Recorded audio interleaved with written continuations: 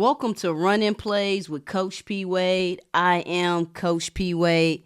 And tonight, y'all, I want to talk about a topic and a subject that is going to be near and dear to most people. This is like a generalized conversation.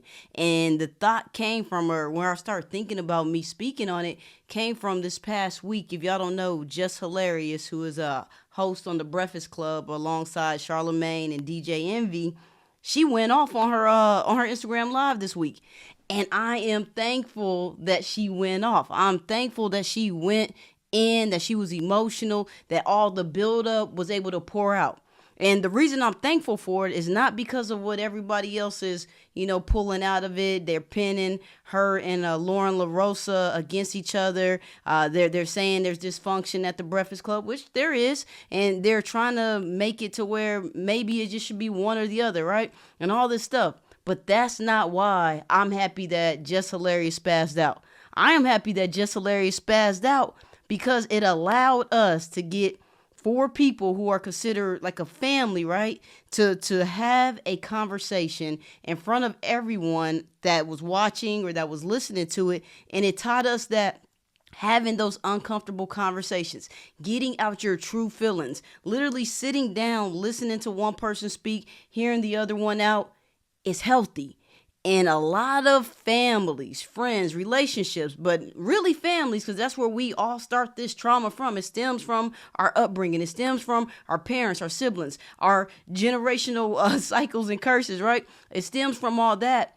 But this gave us a way to look at it differently and see the positive that can come out of it. So I'm thankful that Jess Hilarious went in. I'm thankful that they had this out in the open. I know that's not how they wanted it to happen, but if we can look at it from a different lens and change the perspective versus it being just nasty and ugly, which it was, but let's look at the positive.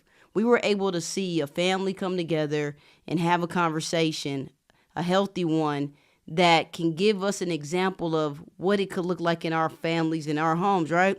Because I was going to say this, I can speak only really from my community. I don't know how it is in different cultures or whatever, but I know in the black homes, we're not going to talk about a lot of things. Oh, somebody did something to you. We're not going to talk about that. Let's keep the peace, right? You got something going on with you. Maybe it's your sexuality, right? Maybe you want to come out. No, we're not going to talk about that, especially not in front of you. You know what I'm saying? So those type of things lead to all this boiled up resentment, the trauma. And I think it's time for the healing to happen, y'all. I think it's time for us to really start having these conversations. So I wanted to start with the situation that happened with Jess Hilarious and Lauren LaRosa over this past week because, like I said, it got us to be able to have this conversation of why families don't want to talk about things. And I'm going to just talk through it, y'all, like real talk. Families don't like talking about it because it's uncomfortable. It's uncomfortable maybe for the parents, maybe for the children, maybe for the sister, the brother. I don't know, Uncle Tony. I don't know who it's uncomfortable for, but that's one reason they don't like talking about it. They don't want to step on toes. A lot of times family thinks that silence equals peace. But we all know that's not true. Not talking about things doesn't lead to peace. It may be peace for the moment, and maybe it feels like peace because we're not having the conversation. But when somebody goes into the room and closes that door and they're asleep at night, there's somebody, maybe whoever's experiencing whatever, that's not at peace, y'all. And I think we're going through it over and over, and it's still happening. I mean, I remember back when I was a kid, if my parents got in an argument, which is, typical for couples, and maybe I wanted to talk to my mom about it, she would always say, it's okay. I'm okay. And we never could talk about it, which I don't need to know their business, but maybe just letting me know that they just had a disagreement and they're going to, have some time apart or whatever the case may be. I know it's different for every household and kids stay in their place, etc. But how long do kids stay in their place? Till they 14, 15, 16? How long does that go on? Because these kids are going to turn into adults. These adults are going to be out in this world. These adults are going to get into relationships. And what happens is all of that, sweeping things under the rug, all of that, silence equals peace. All of that, let's keep everybody comfortable, starts to show up in their relationships. And if I'm wrong, y'all let me know. But I think I've seen it time and time again where this is happening. And not just, this ain't about like my family. This is something that I see in so many different families. And it's the intergenerational trauma where we're passing down coping mechanisms. We're passing down not healing. We're passing down trauma, right? We're passing down just, putting a band-aid over it, but it's really gonna bleed out at some point. And I think it's time that we break those cycles because there's so many consequences that come with it. Jess Hilarious, the way she spazzed, that's a form of having all of that built up in you. It's like a pot that's boiling without a lid on it. It's going to overflow. You're going to have to let that emotional those feelings out at some point. And usually the person that lets it out, just how Jess Hilarious did, they're going to be looked at as the bad guy because they're going to let it out, probably not in the best way because maybe they don't even know the best way. So they're going to let it out with rage. They're going to let it out with anger. They're going to let it out with emotion. So then you're going to see the tears come. You're going to see all that, and it's going to look like they crazy. Something wrong with them. When, in all honesty, nothing's wrong with that person.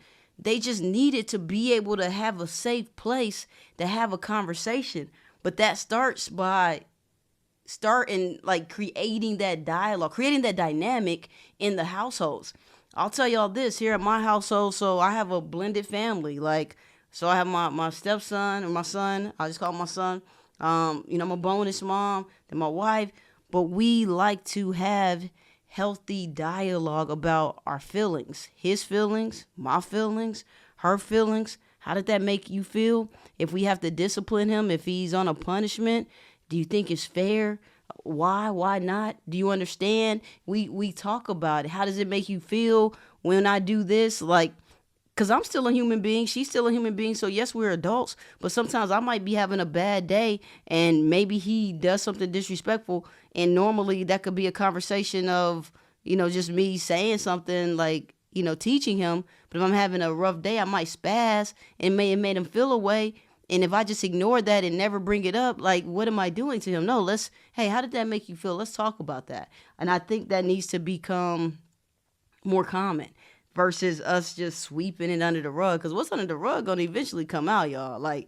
We can not talk about, and this is a tough one because I have, family members, friends where, and I'm sure everybody does, where there's been some sexual abuse in the family. But we're not going to talk about it. We're going to sit that individual at the same table around their abuser at the holidays and just tell him, hey, don't talk about it. We'll make sure we keep him away from you, etc. That's not okay. It's not okay. And I know it's, just a cycle and that's just what we continue to do. But it got to stop, y'all. We got to bring that stuff to an end. It has to stop because, we can't put it on to the next generation. We just can't keep this going. That's just what it is.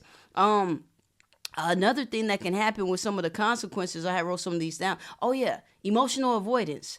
When you learn to suppress so much versus addressing your feelings, that becomes who you are. So now you're suppressing all the time. Now you're suppressing in the workplace. Now you're suppressing when you get a spouse, right? When you start dating. Now you're suppressing your feelings all the time because that's what was going on at home. Your parents or your mom or your dad, whoever you're raised by, they taught that. They taught suppress. Suppress, don't address. Suppress, don't address. That's emotional avoidance. And if you continue to do that, you're going to explode and it's so unhealthy. We have to be able to address the issues, address the concerns, address whatever is happening. We have to be able to address it. I know it's uncomfortable, y'all. I know it's not something that people really want to talk about. Another one, mental health of your child. Or, I ain't gonna touch on that one. mental health of your child, right? We're going to say that. Like a lot of kids are going through, mental health challenges, but I can only speak for the black culture. We going to pray it away. We don't believe in depression. We don't believe in anxiety. All they need to do is have faith. Trust the plan. God got it. And I believe in all that, yo. We going to have faith, right? We going to pray and we going to believe. But sometimes we have to talk about it as well. Our kids need to know what mental illness is. Our kids need to know what depression is. That we need to be able to talk through their feelings and be there for them so they don't just think they're crazy. They might look up depression on Google and it may lead them to an answer that's not the answer we would want them to come to. That's not the conclusion they should come to. But if we're not having the conversation with them, all they can listen to is Google or their friends. And think about a high school kid or even a young adult telling somebody they feel depressed. You crazy, bro. You crazy. You depressed, you crazy, bro. So being comfortable having those type of conversations in the home, not ignoring. And this is one I'm going to talk about because this is one, I went through it. And I know a lot of people go through it. The sexuality of your kids. There's a lot of parents out there right now that don't want to talk about their kid's sexuality. They may see some things in their kid, or they may notice, or they may already know. Maybe the kids even expressed it, but we're not about to talk about it. That's just a phase, baby. Wait till you get a little bit older. And that kid is suffering and being tortured inside. And I didn't want to really just make this about kids, but I think I wanted to talk. I think I'm talking from the stance of the kids, because the kids are going to grow up to be these adults that we are right now, right? That have this trauma, that didn't get to talk about it, that was tortured on the inside and needed to get the shit out, right? But we didn't have that outlet. And don't even talk about therapy especially back in my day. I'm an 80s baby. So I grew up in the 90s, early 2000s. We weren't going to therapy. Like, people thought therapy was crazy. Y'all know me. I'm an advocate for therapy. Therapy changed and saved my life. I'm going to say that one more time. Therapy changed and saved my life. So I'm going to always be a big advocate. And if I have any parents right now that are doing any of these things, ignoring your child's mental health or ignoring maybe something that happened to them that they told you about, maybe there's somebody in the home doing something to them. Could even be a sibling, y'all. Like sometimes we just, they brother and sister, they doing that. We don't know the emotional turmoil that could be happening. So it's really important to have these conversations now, because all the adults, we know how it feels now that you're an adult and you have all these unresolved issues because you were going through so much dysfunction. And maybe you didn't realize you were in dysfunction because that dysfunction became normalized and you really didn't even know you were living in dysfunction until now you're 40 years old and you like can't keep a relationship. Things are just keep going to the wayside. Y'all, it's dysfunction. But when we become so accustomed to it, we don't know it's dysfunction. And it's crazy. But that's why I like that they were able to have that conversation on air, because they were able to get it out. And I think it kind of set a tone of, maybe it doesn't have to look exactly like that, because there was some, things during the conversation that probably weren't conducive to get to a healthier space. But it showed that once Jess Hilarious got it off, when she got it out, she was lighter. You can physically see that she was lighter. She's been carrying this for so long, wanting to speak about it, coming in and day out, being unhappy. And that's just what a lot of people are experiencing in their own households. And imagine, when I think of home, home should be peaceful. Home should be calm. Home should be like safe. Like when you think about baseball, when you hit home, you safe. That's how home should be. But I want us to think about it and ask ourselves, for ourselves, for our spouse, for our kids, is your home safe? Are y'all having healthy dialogue? When was the last time you sat down with your family and really asked how they feel? Really asked, like, how maybe you're treating them, some things that they may have brought up in an argument, like, are you doing better at it? How are they feeling about it? Like, have those uncomfortable conversations. And maybe some things are going to hurt your feelings. Let your feelings be hurt for that temporary moment, versus it going on forever and being like a long lasting thing that's just causing all of this trauma, all of this unhealed individuals, because now we got all these unhealed individuals becoming adults. And another thing is, when we're having these conversations, we got to be able to hold each other accountable. Me and my wife do a great job with that. We hate it because we're both Virgos. I don't know why I said that, but I think it has a lot to do with our personalities. But holding each other accountable. Like if I'm out here and I'm not, maybe I'm mentally not okay, and maybe my battery's low, and it's showing up in how I'm treating people, let me know. You got to let people know, because sometimes we get what's called a blind spot, where we can't see what we're actually doing. We can't see the pain we may be inflicting upon our loved ones, because our loved ones are usually the ones that are going to get it. The close people that's closest to you are the ones that's going to get it. So hold your family members accountable. If there's a family member that did something to another family member, hold their ass accountable. We got to stop letting it slide, letting it go under the table, sweeping it under the rug, whatever you want to call it. Like, time is up for all that, y'all. Time is up. Time is up. It's time to have these conversations and stop passing it down. Like, what are we in, 2025? Time is up for that. I get it back. I get it back in the day. I get it back in my parents' day, where they didn't want to have these conversations. Oh, that's just how it is. Oh, it could be worse. Somebody got it worse than you. That's not okay. That's a toxic positivity, where we got to show up like everything's good. We gonna show up where we smiling in front of the cameras but dying behind the scenes, because toxic positivity. You want your kids, hey, make sure y'all smile when we pull up to grandma's house. Make sure, when you go to school, you make sure you put that. Let's not do that. If we're not happy, if we're not okay, it's okay to not be okay. That toxic positivity gotta go. Let's talk about it. What are you feeling?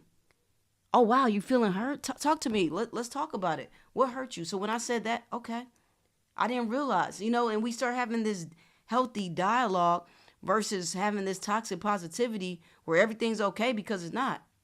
It's crazy. I sometimes see people that I know, and like I see like the family picture of them, maybe them and their spouse. Maybe it could just be them and their spouse, their kids. And it looks great. But behind the scenes, they may hate each other, right? But that's just what we're taught, to keep a good face, or whatever the case may be. And I guess, like I said, I got a lot of family like that. I got a lot, and I hate it because I know people are hurting. I know people want to get it out. I know people want to heal.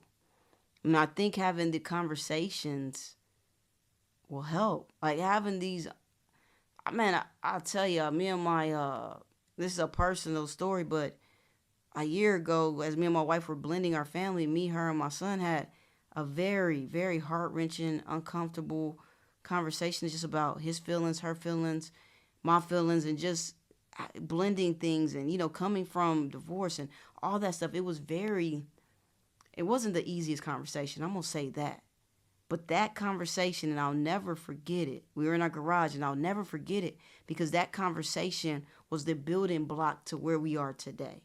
If we never had that conversation, I don't know if we would have the bond. I don't know if we would have the connection and the dynamic that we have as a family. Like our triangle, that's what I call us. We're the triangle.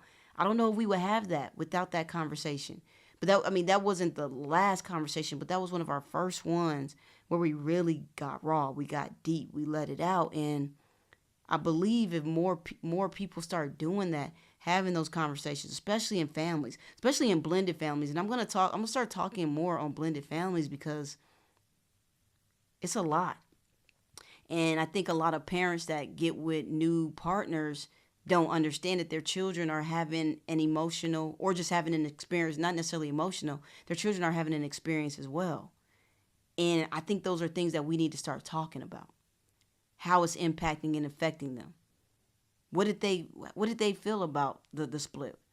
What are they going through? What does their new norm look like? Let's talk about it. And I don't know. That's just what was on my mind this week after I saw the Jess Hilarious and Lauren LaRosa. I feel like it just created a space for us. All right, cool. Yeah, yeah, people want to look at the drama. People want to pin them, against each other. Whatever. I'm not on that. That's not what I do. Let's look at what we can learn from it. What we can learn is how to have healthy dialogue. What we can learn is not allowing things to build up. What we can learn is breaking the cycle of suppressing. And now we can start addressing in a healthier way. We could build up our emotional intelligence and listen, not over talk. That was one thing they did. They talked about not over talking each other. Let me listen. Listening is the best, the number one way to communicate. We think it's talking. No, listening. That's the most effective way to communicate. Actually hearing somebody, not listening with to respond. Actually listening, letting their words hit you, taking it in, understanding, seeing it from their point of view, understanding that they had a different experience than maybe what you intended for them to have. All of that. All of that, y'all. Like, it's time for us to start taking this a little bit more serious with our families and start breaking the cycle. Start breaking the cycle, y'all. And I'm going to end with that. Y'all know I forgot again.